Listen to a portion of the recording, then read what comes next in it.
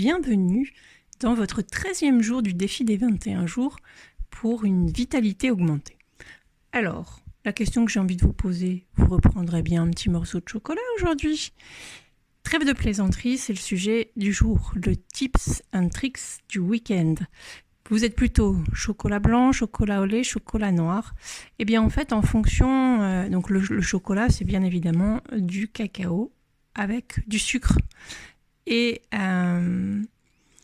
donc c'est ce que je vous propose de regarder ensemble sur les graphes de Glucose Godness, de voir finalement quel est l'impact d'un chocolat. Donc 70% c'est déjà beaucoup, versus 75%, vous allez voir les effets sur votre pic de glycémie, de glucose, le taux de glucose dans le sang et les pics que ça peut provoquer.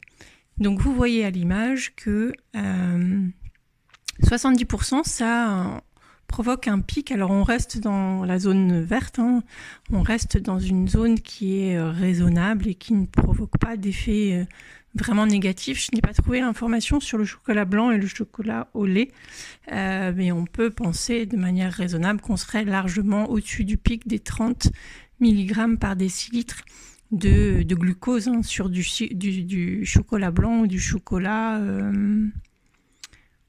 au lait, tout simplement. Et vous voyez donc que plus le pourcentage de chocolat augmente, plus le pourcentage de sucre diminue. Et donc quand on a un chocolat à 75%, eh bien on est proche de l'équilibre. Vous voyez cette ligne, cette baseline sur le graphique avec la consommation de chocolat noir. Donc le chocolat noir 75% ne provoque pas cet effet pic de glycémie en fait, car il contient moins de sucre. Donc l'idée n'est pas d'avoir une alimentation qui soit qui crée une frustration, qui ne provoque pas, voilà, dans lequel on supprime toutes les sources de plaisir. Vous voyez, si vous augmentez juste de 5% votre consommation de chocolat de 70% à 75%, eh bien les effets bénéfiques pour le corps sont vraiment plus intéressants. Oui, mais alors si j'ai envie de grignoter ce week-end quelque chose, on va dire quelque chose de naturel pour me faire du bien, comment je peux me faire plaisir et prendre soin de ma santé en même temps? Surtout si j'adore les raisins et que nous avons vu au jour 3 que la concentration en glucose et en fructose des raisins secs est très très très très très élevée. En fait, on est à 30 et 32, 30 grammes de glucose pour 100 grammes de fruits secs et 32 grammes de fructose pour 100 grammes de fruits secs aussi. Donc, souvenez-vous, donc le glucose et le fructose passent dans le sang et votre corps il est obligé de maintenir un taux de sucre dans le sang stable pour pouvoir vous maintenir en vie. Sinon, c'est le pancréas qui sécrète l'insuline. L'insuline va tout simplement, ça va être c'est la garde de triage de votre corps. C'est-à-dire quand il y a trop de sucre dans le sang, l'insuline va envoyer ce sucre en surplus se stocker dans votre foie, dans vos muscles et puis dans les tissus adipeux. Et donc, oui, mais alors comment on fait? Moi, j'ai envie de manger des raisins secs. Comment je peux justement lisser ça? Eh bien, vous vous souvenez, la semaine dernière, je vous ai partagé le principe d'enrober les glucides. Et donc, l'idée, vous voyez donc sur le graphe à l'image, vous avez donc des fruits secs qui provoquent un pic de glucose et dedans en fait vous avez des raisins secs. C'est pour ça que ça augmente et que ça fait dépasser largement l'équilibre. Sur le deuxième graphique, on a, on parlait du chocolat juste à l'instant, en consommant des amandes juste avant de manger du chocolat, on reste sous la zone d'équilibre et on n'est pas dans une situation de pic de glucose.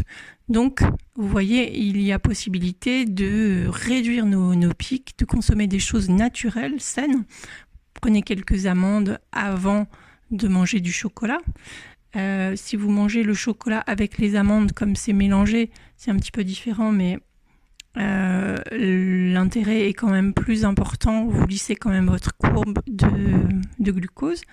Et puis concernant les fruits secs, si vous mélangez vos fruits secs en mangeant d'abord des amandes, des noix et ensuite des fruits secs, vous allez potentiellement pouvoir lisser votre courbe, à contrario de ne manger que des raisins secs par exemple. Voilà ce que je voulais vous partager aujourd'hui. Et également la liste des courses pour la semaine prochaine. Donc ajoutez à votre liste de courses pour la semaine prochaine toujours des légumes, bien évidemment, de la viande, des œufs. Vous allez pouvoir ajouter des haricots rouges et tout ce qui est légumineuses, haricots noirs, haricots rouges, mojettes, voilà, tout un tas de légumineuses que vous allez pouvoir ajouter à votre liste de courses. Et vous allez aussi pouvoir ajouter des avocats, du melon, du jambon de Bayonne. Il sera question de tout ça la semaine prochaine. Voilà, d'ici là, je vous souhaite une excellente journée. On se retrouve demain pour une nouvelle clé, un nouveau tips pour votre week-end. Très belle journée à vous!